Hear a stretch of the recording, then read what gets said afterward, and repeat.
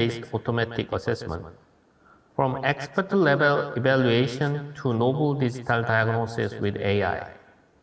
This is my disclosure.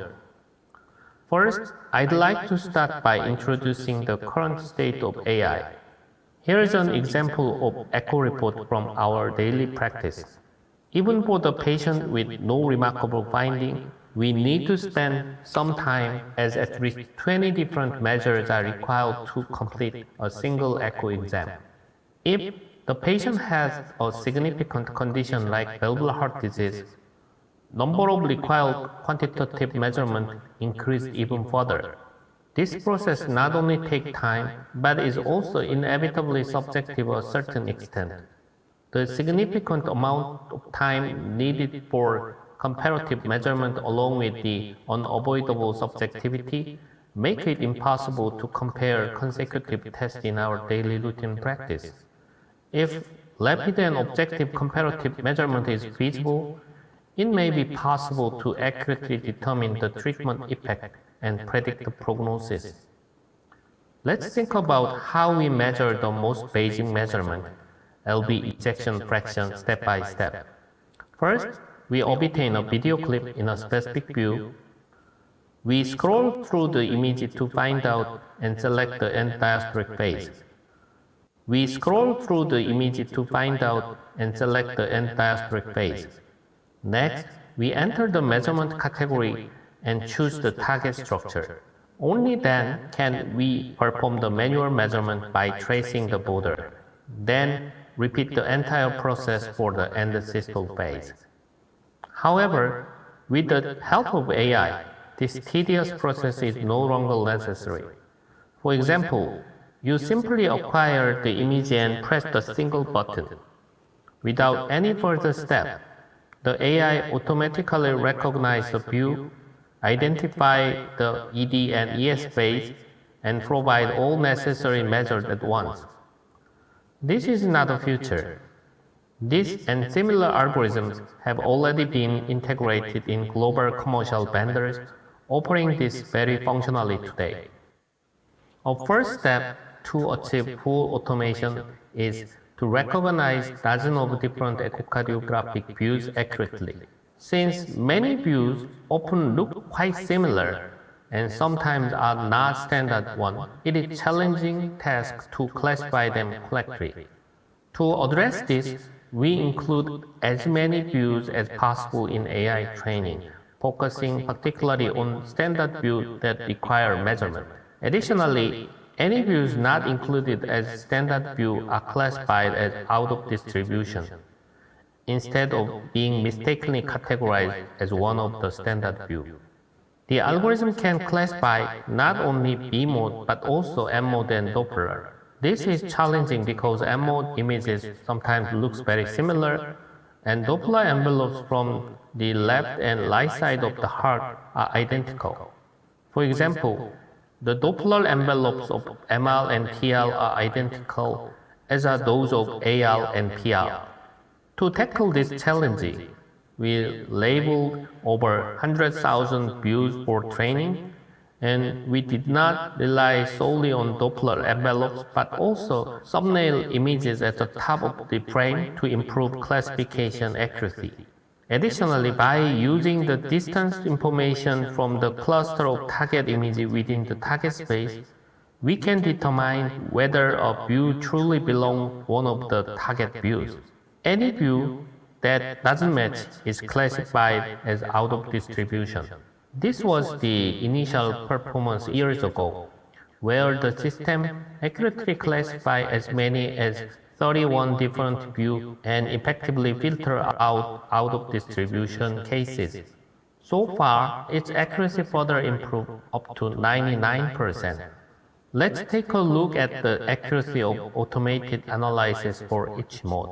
For B mode, automated measurement process works as follows. First, the cardiac structure of relevant view is segmented.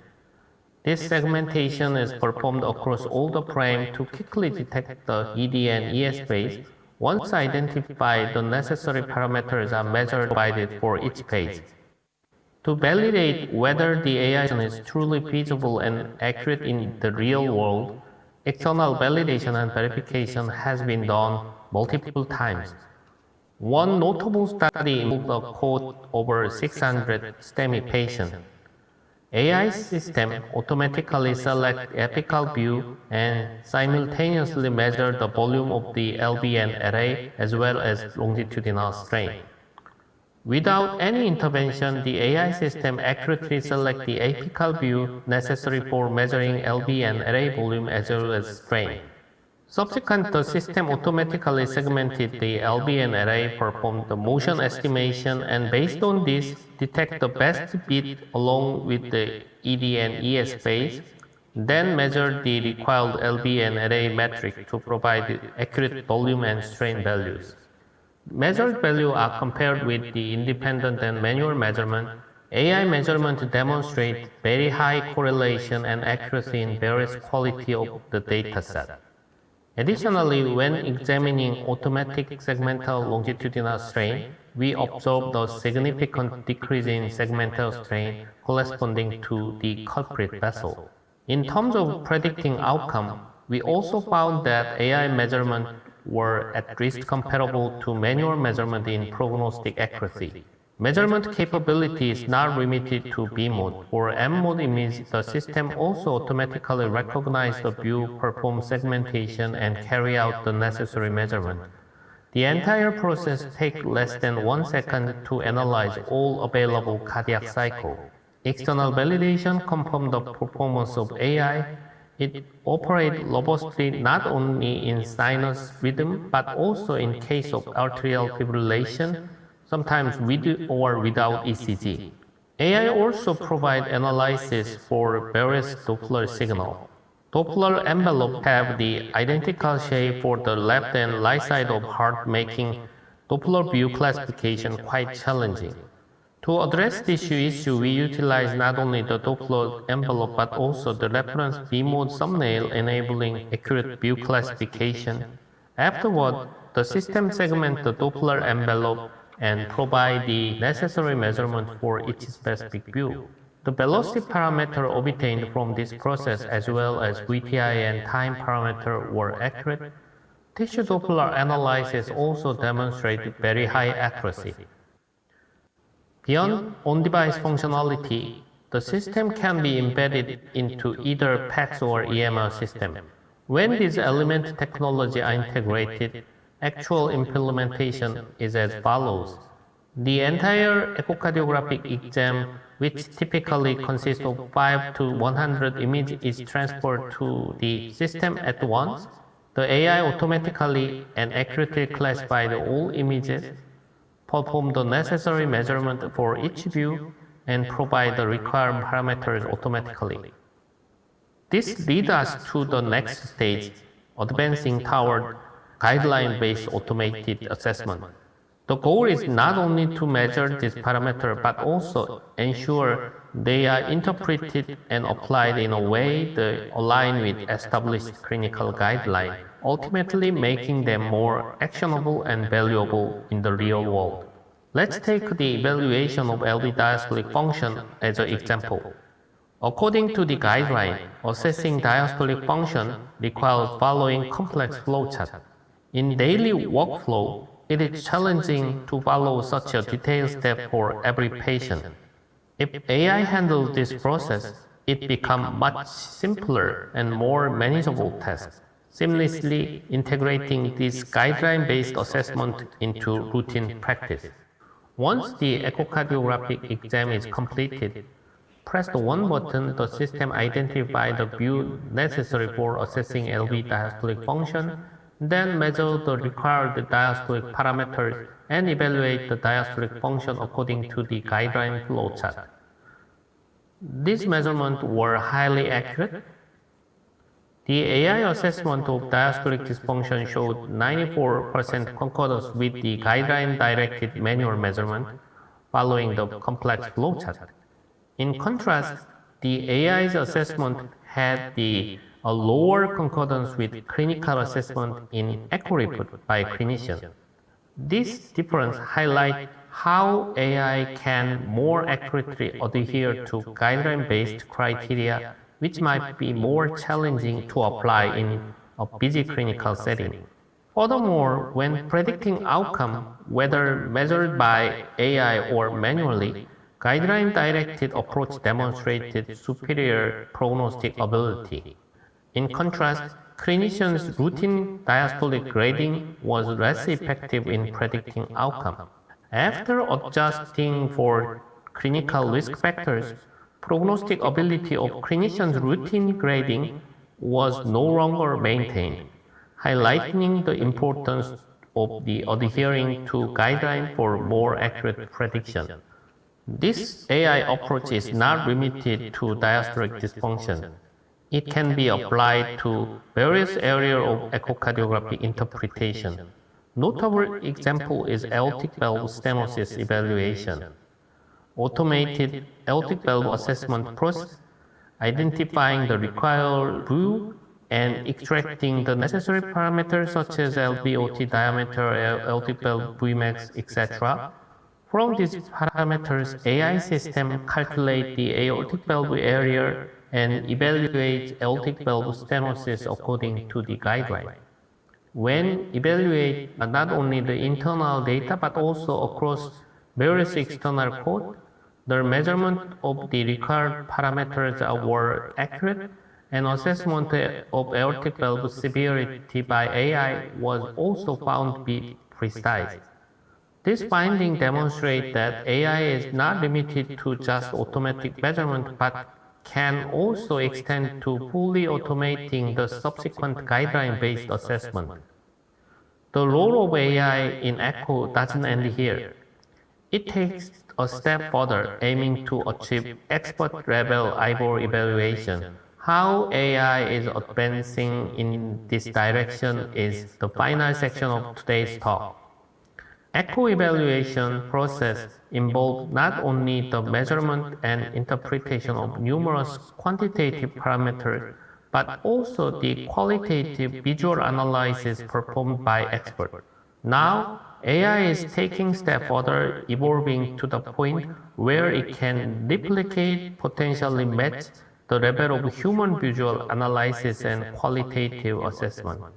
For example, when evaluating patients with aortic valve stenosis, we often have a rough idea of stenosis severity just from the parasternal view even before measuring Doppler values. Similarly, we developed deep learning algorithms that allow the AI to assess aortic valve severity by analyzing just parasternal views. What makes this algorithm unique is that it goes beyond simply predicting significant stenosis.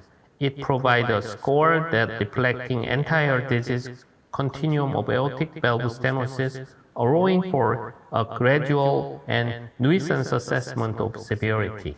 The deep learning derived score demonstrated accuracy comparable to that of conventional parameter and also showed the excellent prognostic ability.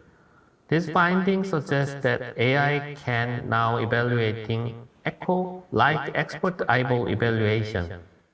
At the same time, AI holds the promise of introducing new quantitative indicators for more precise cardiovascular diagnostics and therapeutics.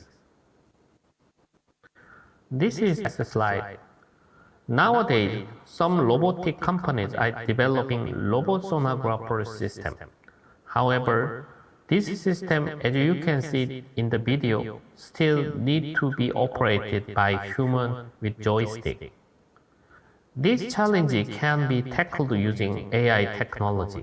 For the scan guide AI can automatically identify the image during the scan and guide the proof manipulation to capture the best possible images.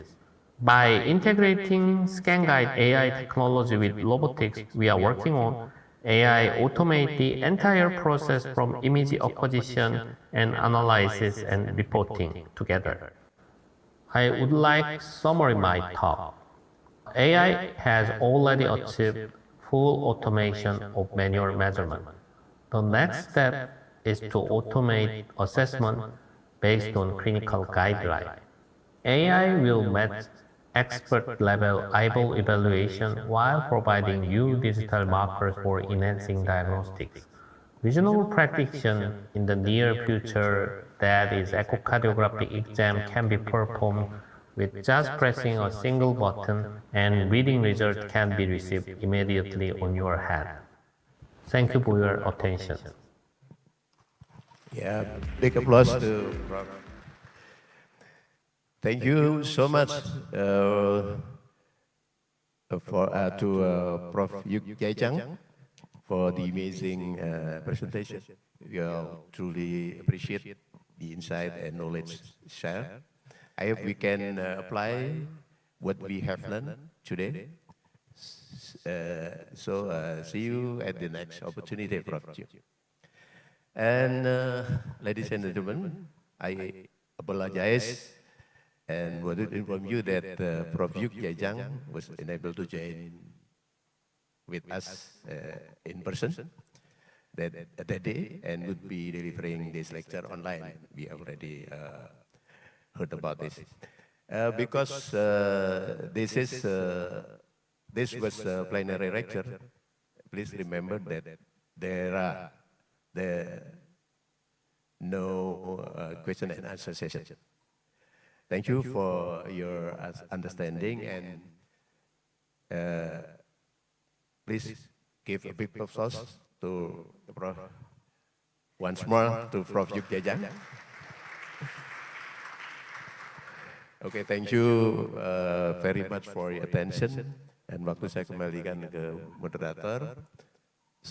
Kalau ada salah mohon dimaafkan. Assalamualaikum warahmatullahi wabarakatuh.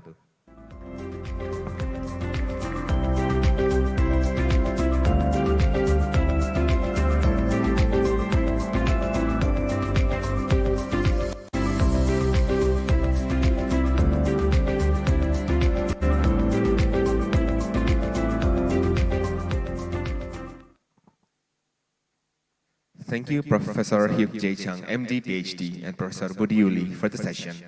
The first topic was really enlightening and captivating, but that will be the end for the first topic.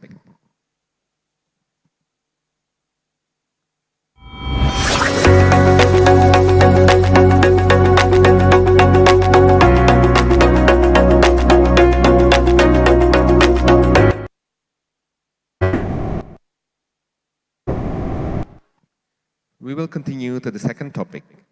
This topic is titled, Should Endemic Countries Do Screening for Rheumatic Heart Disease? That will be presented by Professor Ganesan Kartikeyan, MBBS, MD, DM. This session will be moderated by Professor Bambang M. He is a professor in Internal Medicine and Cardiology and Vascular Medicine, Faculty of Medicine, Public Health, and Nursing, Universitas Gadjah Mada. To Professor Bambang Irawan, the time is yours.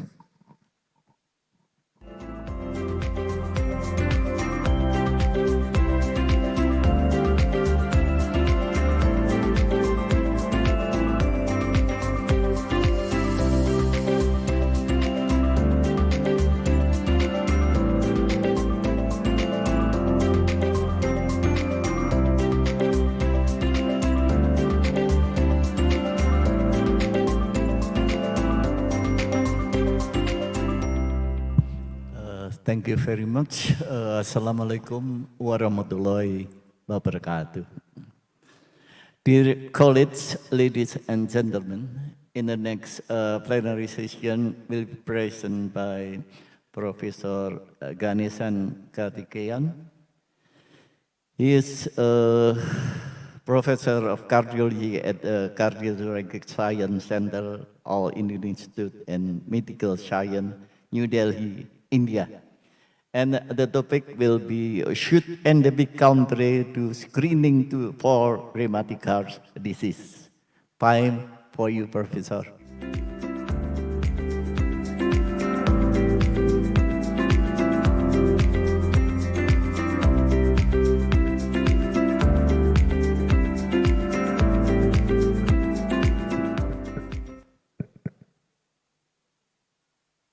Good morning, everyone, and thanks to the organizers, particularly Dr.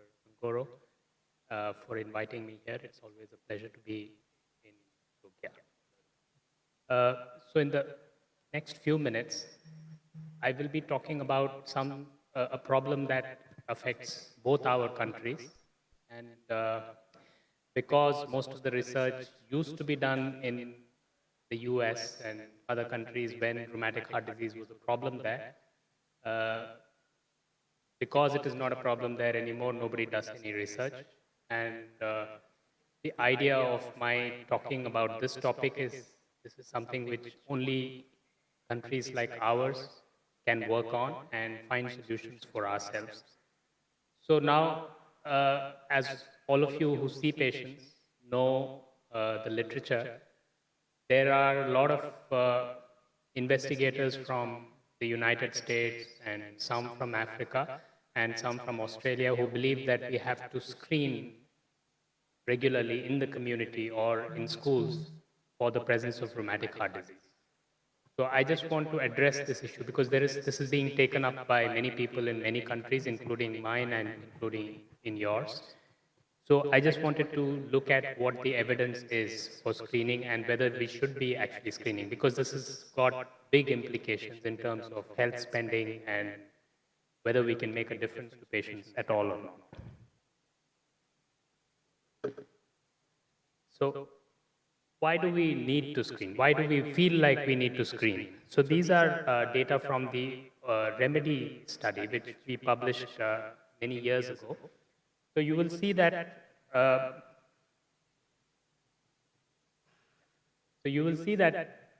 patients are quite young, patients with rheumatic heart disease. This was a registry of patients with clinical rheumatic heart disease. And we saw that patients were quite young, particularly in middle-income countries like ours. And patients were often in heart failure. Patients had severe valve disease very often. They had multi-valve disease, and they had other causes for morbidity and mortality like infective endocarditis and prior stroke and things like that. So when you see these patients, you feel like we should have prevented these patients from developing such advanced disease. So that is the reason why we feel like we need to screen. So, but if you look at it philosophically, so why do we feel like we need to screen? Even though there is really no evidence to support that we have to screen. So all of us are physicians, we want to do the best that we can. So we believe in what we are doing. And we want to do something rather than not do something, even though we don't know whether what we do will really help or not. But we feel like doing rather than not doing. And we also tend to rely more on our own instincts, gut feelings, rather than what is there in, from studies or textbooks. So we prefer that, okay, I know what I'm doing is right, so we prefer to do it somewhat physicians, that's in our mind. So let's look at what diseases we need to screen for. What are these are established criteria for screening. So first of all, it should be a major public health problem. Those are diseases which we should screen for. In order for screening to benefit, it should have a recognizable latent stage or preclinical stage. This preclinical stage should be detectable easily with a reliable test.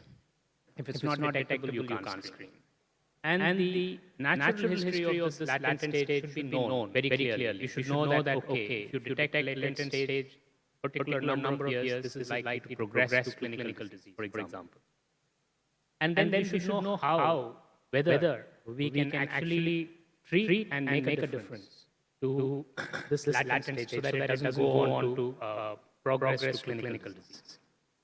And then it should be worth it. It should you cannot spend enormous amounts of money. All of us are not very rich countries, and we have other important diseases to take care of, so you can't spend the entire healthcare budget on screening.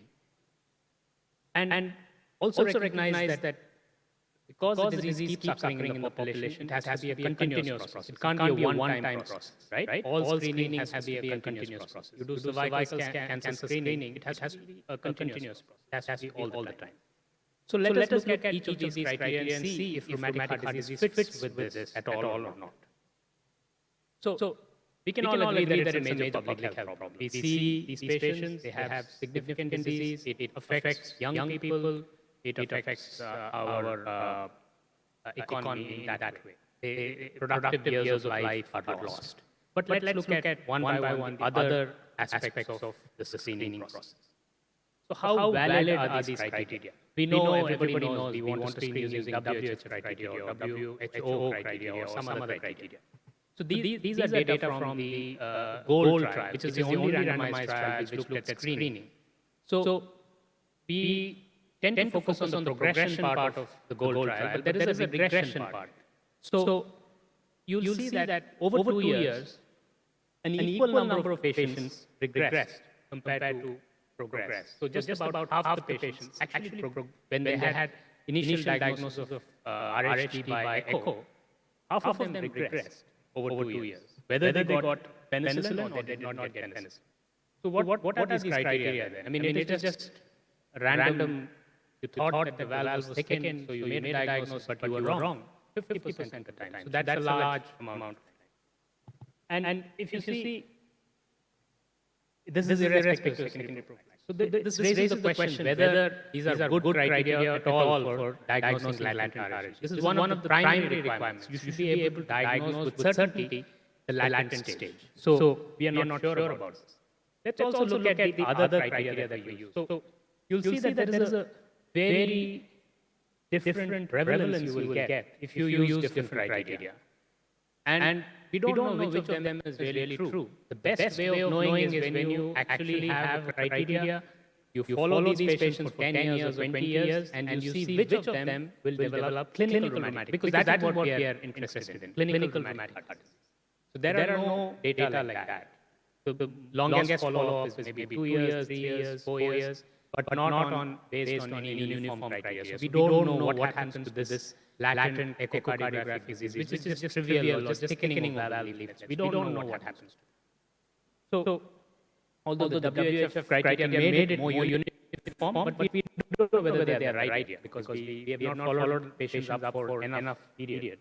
So it's in a sense, specificity of these criteria. No. Next thing is about, so there have been several studies.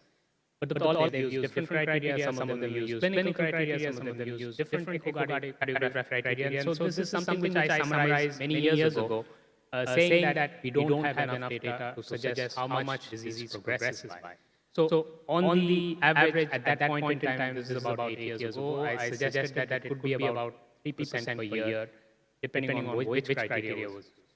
And you will see that none of these studies actually followed patients for a long enough period so that they could assess whether these subclinical criteria actually identified patients who would progress to clinical disease, which is what we are interested in.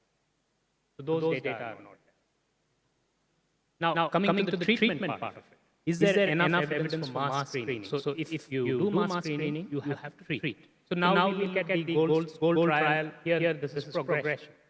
So penicillin prophylaxis did reduce the rate of progression at 2 years. But this is echocardiographic progression. 2 years, patients were classified as having borderline or definite rheumatic heart disease at baseline, and then followed up, and repeat echocardiography was assessed by expert readers, and they decided whether disease progressed or not progressed. So this is only echocardiographic progression. So the problem with the GOLD trial is it was done in Uganda, and you will. So we had to actually train a lot of healthcare workers in many districts in order for them to be able to,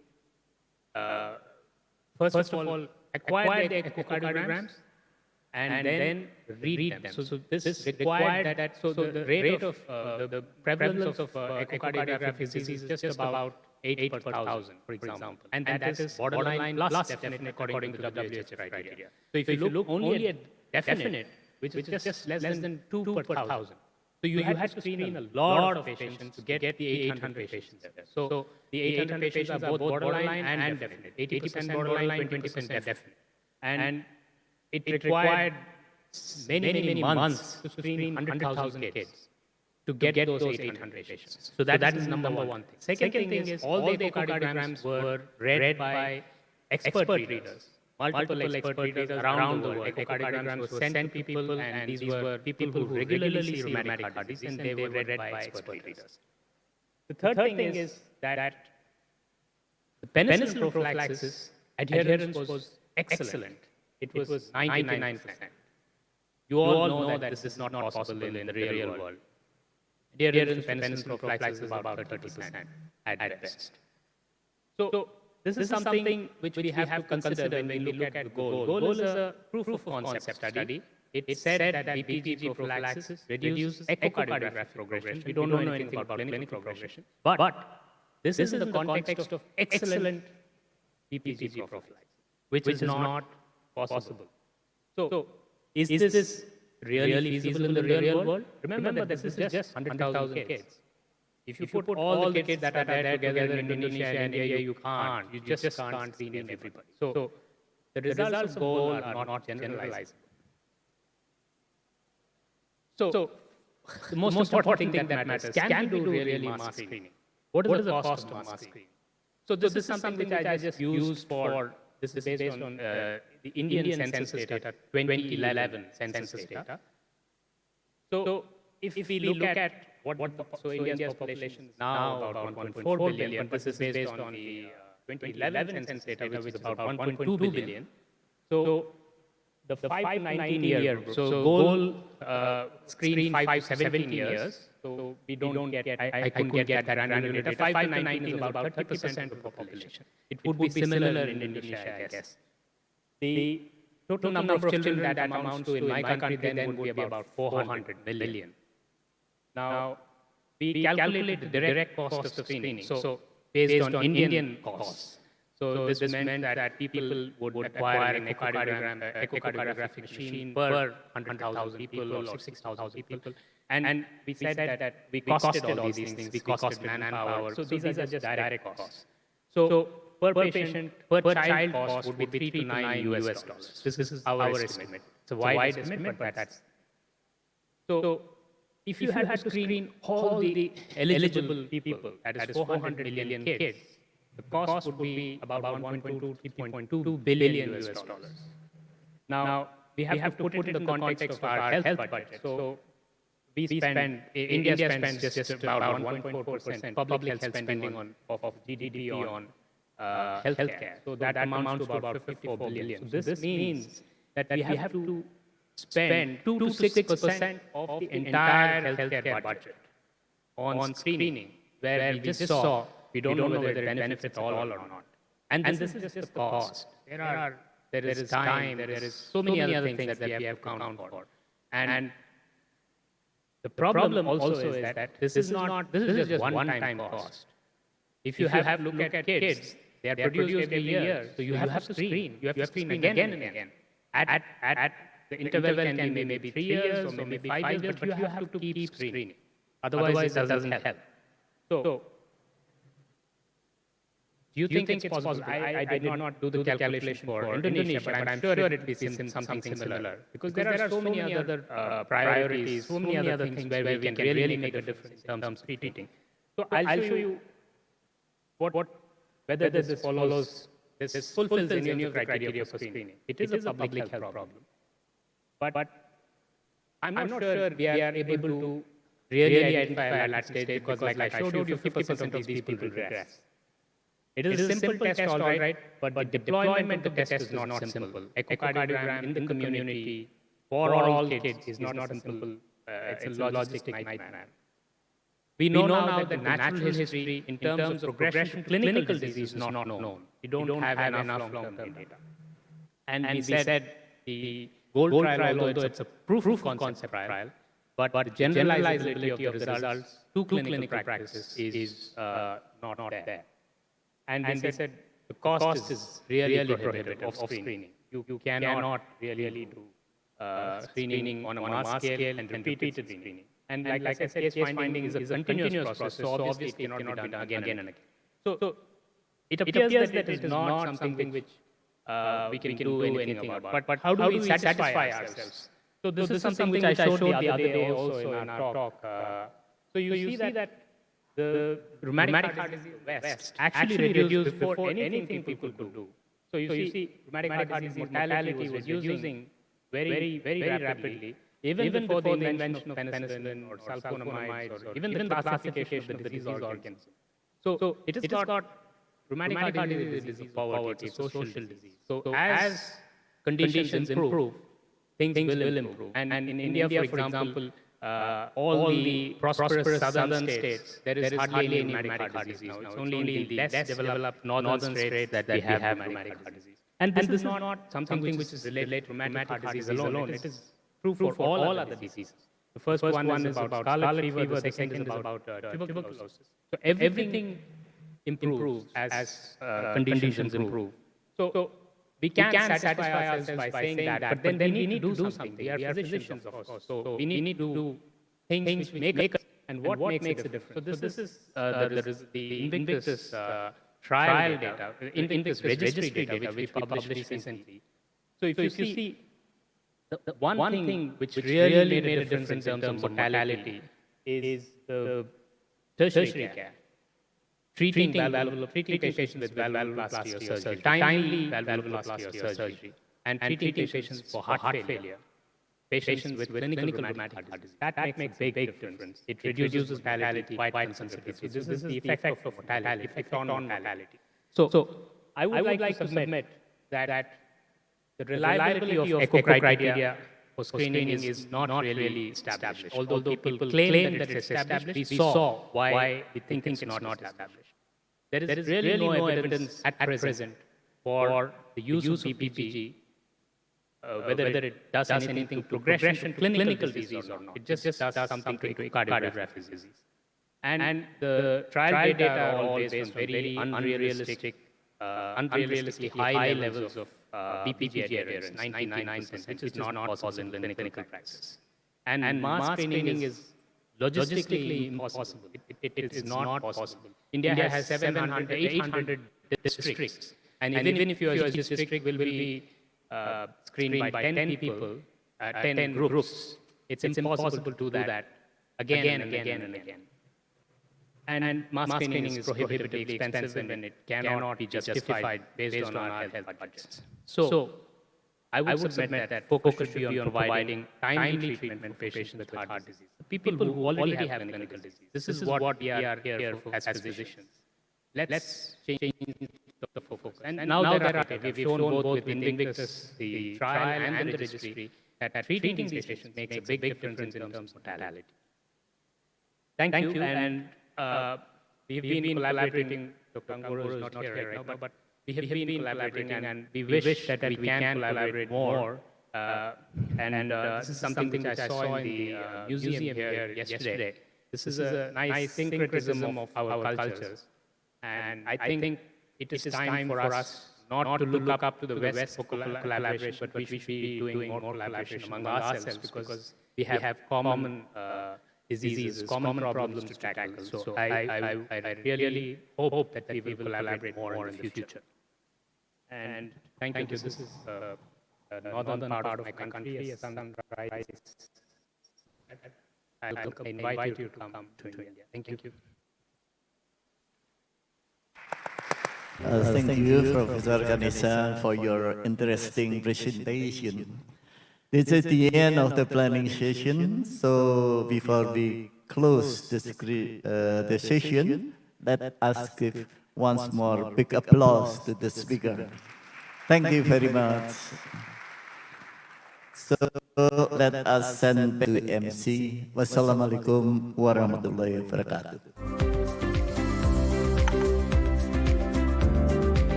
Thank you, Professor Ganesan Kartikeyan, MBBS, MD, DM, and Professor Bambang Irawan, MD.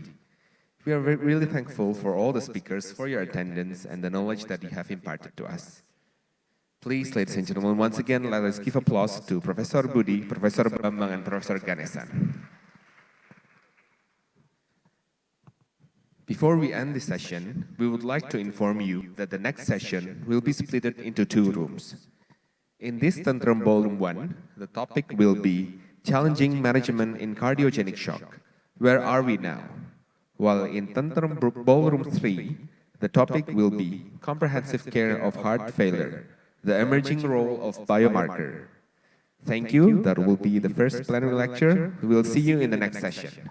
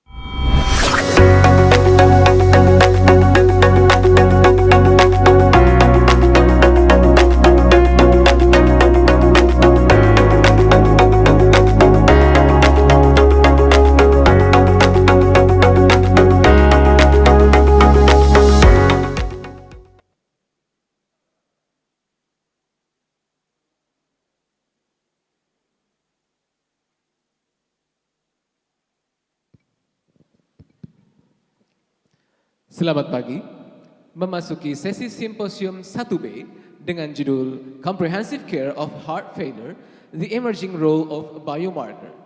Sesi ini akan terdiri dari dua materi, yaitu Update on Diagnostic Pathway of Chronic Heart Failure yang akan disampaikan oleh Dr. Inggita Hanung Sulistia, SPJP. Dan materi kedua dengan judul NT-proBNP in Heart Failure, Diagnosis and Prognosis Application yang akan disampaikan oleh Dr. Anggoro Budi Hartopo, MSc PhD, SPPD Konsultan, SPJP Konsultan. Sesi ini akan dipandu oleh Dr. Real Kusuman Jayamarsam, SPJP Konsultan sebagai moderator. Beliau merupakan konsultan kardiologi, divisi ekokardiografi di RSUP Dr. Sarjito dan staf Departemen Kardiologi dan Kedokteran Vaskuler FKKMK UGM. Kepada Dr. Real dipersilakan untuk memulai sesi.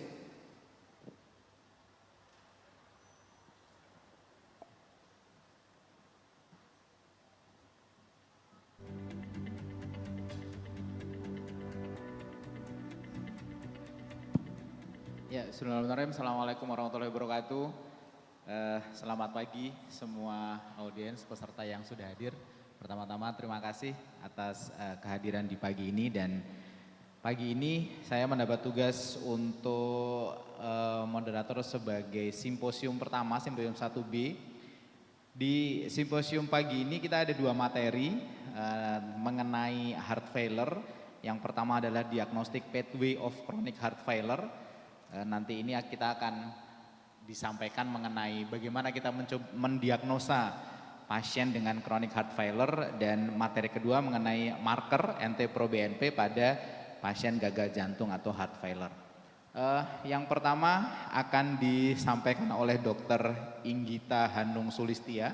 Dr. Inggita Hanung Sulistia menyelesaikan medical doctor di Universitas Gadjah Mada dan kardiologis di Universitas Gadjah Mada. Saat ini Dr. Inggita sebagai kardiologis di RSUD Sleman dan di Asri Medical Center Muhammadiyah. Kepada Dr. Inggita kami persilakan, waktunya 20 menit, Dok. Silakan, Dok.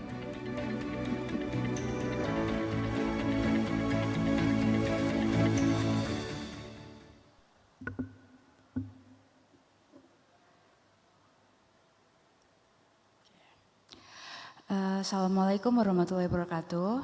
Selamat pagi dokter sekalian. Terima kasih kepada moderator untuk pembukaan. Pada sesi ini saya akan membawakan topik mengenai update on diagnostic pathway of chronic heart failure.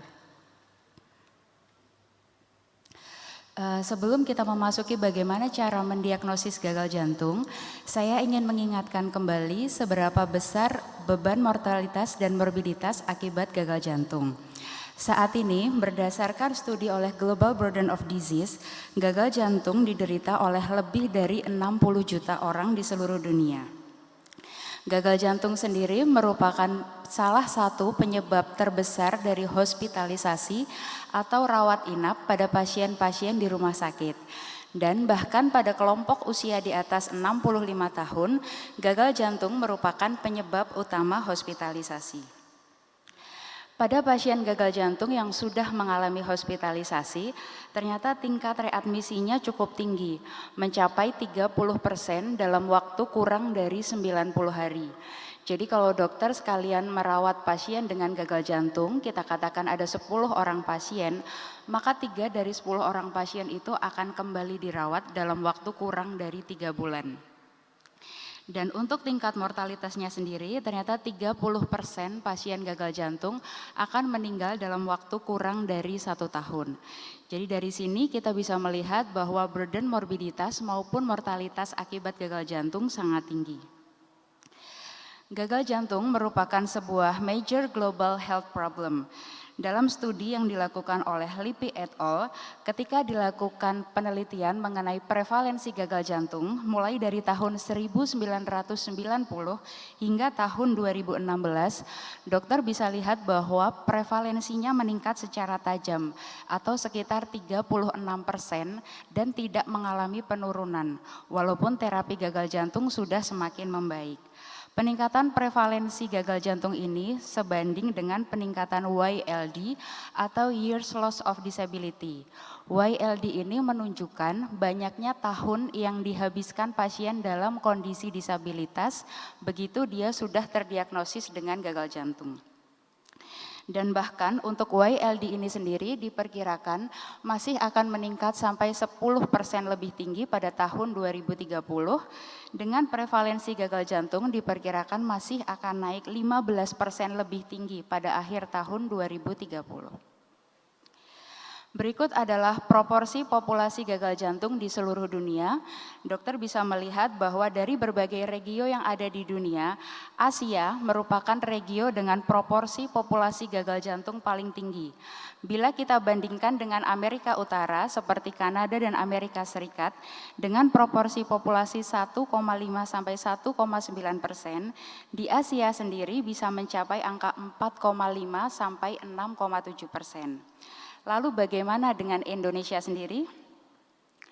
Di Indonesia sendiri, berdasarkan studi oleh Feng et al. Tahun 2024, ketika dicoba dinilai prevalensi gagal jantung yang sudah distandarisasi usia, ternyata Indonesia menduduki peringkat tertinggi nomor 2 setelah China dan nomor 3-nya adalah Malaysia.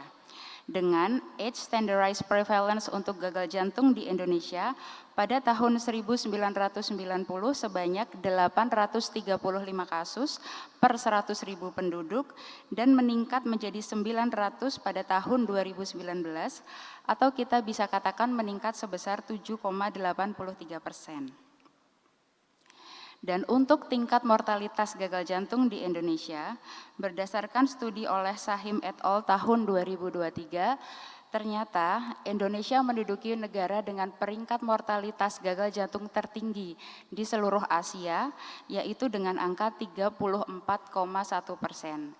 Hal ini tentunya menjadi sebuah tantangan bagi kita, bagaimana kita bisa mendiagnosis, lalu selanjutnya memberikan tata laksana untuk gagal jantung, mengingat begitu besar tingkat morbiditas dan mortalitasnya di Indonesia. Gagal jantung didefinisikan sebagai suatu sindroma klinis yang terdiri dari gejala dan tanda yang disebabkan oleh adanya abnormalitas struktural atau fungsional jantung. Yang hal itu akan menyebabkan terjadinya peningkatan tekanan intrakardiak atau ketidakcukupan kardiak output, baik pada saat rest maupun pada saat exercise. Dan definisi gagal jantung yang diberikan oleh ESC sama dengan yang diberikan oleh Heart Failure Association dengan adanya penambahan titik berat bahwa perlu adanya peningkatan natriuretic peptide atau adanya bukti objektif terdapat kongesti sistemik atau pulmonar yang disebabkan oleh kelainan kardial. Berikut adalah beberapa gejala dan tanda dari gagal jantung, di mana menurut guideline European Society of Cardiology tahun 2021, untuk gejala gagal jantung kita bagi menjadi gejala yang tipikal dan less tipikal. Gejala tipikal untuk gagal jantung adalah breathlessness atau sesak nafas, adanya ortopnu, paroxysmal nocturnal dyspnea, penurunan toleransi exercise, pasien mudah merasa capek, lelah, serta adanya ankle swelling. Sementara gejala yang lain itu termasuk yang less typical. Dan untuk tanda dibagi menjadi tanda yang more specific dan less specific. Untuk tanda yang more specific adalah peningkatan jugular venous pressure, adanya reflux hepatojugular, suara jantung ketiga, serta apex jantung yang bergeser ke lateral. Berikut adalah beberapa klasifikasi gagal jantung yang saat ini digunakan. Dokter bisa mengklasifikasikan gagal jantung berdasarkan klasifikasi NIHA untuk simptom severitas. Bisa juga menggunakan klasifikasi ejection fraction atau EF yang nanti akan kita bahas lebih lanjut. Bisa juga gagal jantung diklasifikasikan berdasar penyebab, apakah dia iskemik atau non-iskemik, valvular, hypertensif, atau yang lainnya. Dan untuk progresi penyakit sendiri kita bisa menggunakan klasifikasi dari AHA yaitu stage A, B, C, D. Selain itu ada juga klasifikasi MOGES yang digunakan untuk kardiomiopati, jadi mencoba membuat standarisasi klasifikasi gagal jantung seperti pada pasien kanker yang kita sudah kenal dengan TNM, dan untuk gagal jantung ini menggunakan MOGES yang terdiri dari morpho-functional, organ involvement, genetic inheritance patterns, etiology, dan juga functional status. Dan yang terakhir kita juga mengenal adanya profile intermex pada klasifikasi pasien dengan advanced heart failure.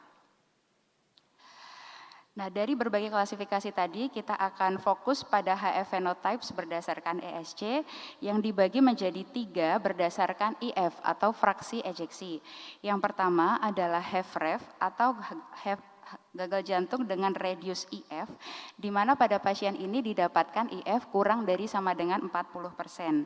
Dan yang kedua adalah HF dengan mildly reduced IF, bila kita mendapatkan IF antara 41 sampai 49%. Dan yang ketiga adalah HFpEF atau bila didapatkan IF lebih dari sama dengan 50%. Selain itu kita juga mengenal adanya istilah HF with improved IF apabila kita mendapatkan pasien gagal jantung dengan IF awal kurang dari 40%, kemudian selama perawatan dia mengalami peningkatan IF lebih dari 10 poin dan pengukuran akhir IF-nya di atas angka 40%. Berikut adalah algoritma untuk kita mendiagnosis gagal jantung.